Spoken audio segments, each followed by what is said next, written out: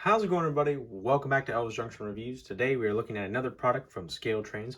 We are looking at a ScaleTrains rivet counter, Pullman Standard 582 OCF covered hopper, Pullman Leasing Company, PLCX number 43870 with clistery roof, late posts, and 2000s era with FRA 224 stripes.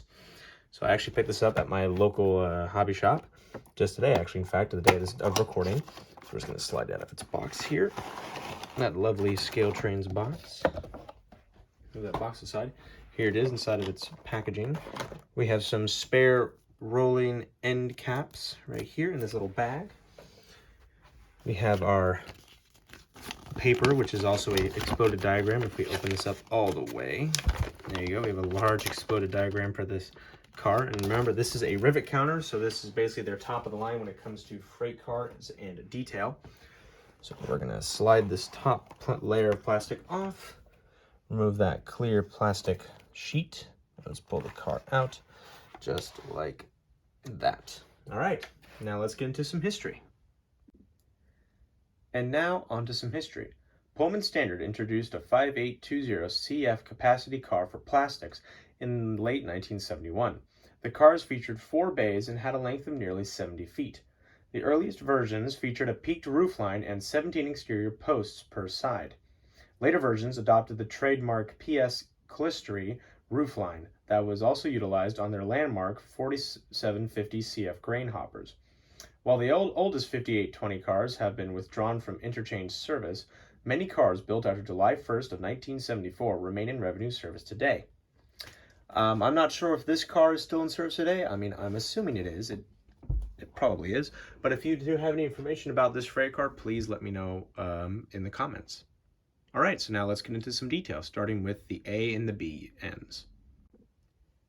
Starting at the B end, and the B is short for, it means brake, where the brake wheel is. Starting at the top here, we have a lovely grab iron that leads down to this ladder here that you can climb up to grab up onto this grab iron that helps you climb up onto the roof.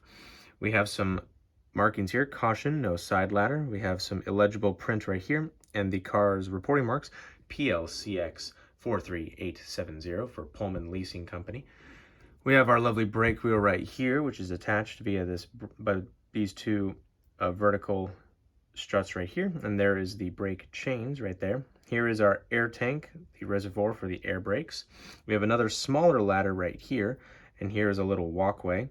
So if you need to traverse the car from one side to the other, you would put your feet on here and walk across with this, holding onto this grab iron right here.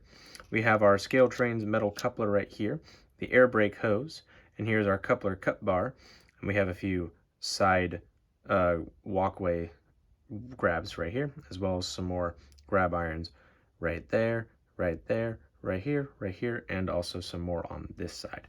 It's pretty much the same on the A side, just missing that brake wheel and also that extra support strut.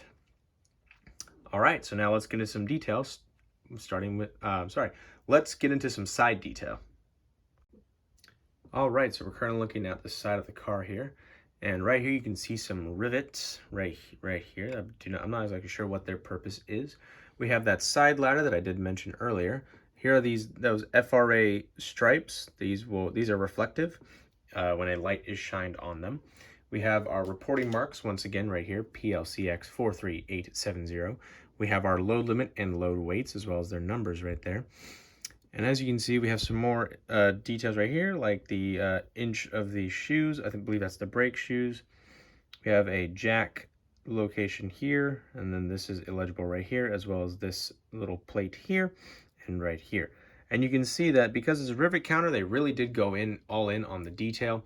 So as you can see, the gravity-fed hatch here has some nice, lovely details here, as well as a blue indicator for the little lever right here, which can be thrown down if the car was real. And as we move along this way, as you can see, it says plate C right here. We have some more legible writing right here in the middle of the car. For example, that says close dust caps and roof hatches before moving the car. Do not use vibrator on hopper body. And as you can see, as we move along here, we have some more information about the car, like for instance when it was brand new built, And here we go. We have some more information right here and some more service facts about the car here. Looking at the truck detail, by the way, as you can see, now this car has rolling end caps. So they do roll when the car is in motion. In fact, I can try to get them to roll a little bit. There you go. I have to be careful because this the mat that I'm using to keep the car from rolling away on me is interfering with the brake hose there. Looking at the top of the car here, let's move up here. These walkways are see-through. They are see-through grates. And as you can see, we have two types of hatches. According to the diagram, the circular one is called the Salco round roof hatch, and the more rectangular square one, those are Salco vented roof hatches. Now, I'm not exactly sure what the difference is, apart from this one having vents in it, I guess to allow the product inside to not overheat or get too cold. But as you can see, we have 1, 2, 3, 4, 5, 6, 7, 8, 9, 10. We have 10 of these roof hatches on top. And as you can see, also the walkway runs the entire length of the car. And we have these little, this little walkway right here allows you to step onto the other freight car if you need to traverse from the top of the freight car to another.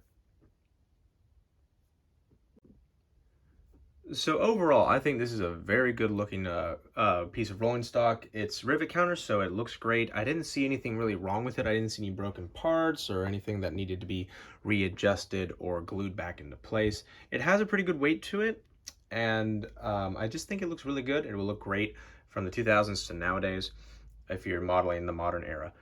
And I do recommend you try to get some of these. I think ScaleTrains has some still on their site, both in rivet counter and operator. But you can always check for sure. But I still highly recommend you get one of these. Anyway, if you've enjoyed watching this video, please hit that like button. Also subscribe if you've not. That would really help. And also hit the notification bell to know when I upload. I try to upload on Wednesdays at 9 a.m. Pacific Standard Time.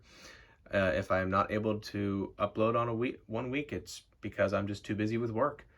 But anyway, thank you very much for watching, and I'll see you guys in the next video. Bye for now.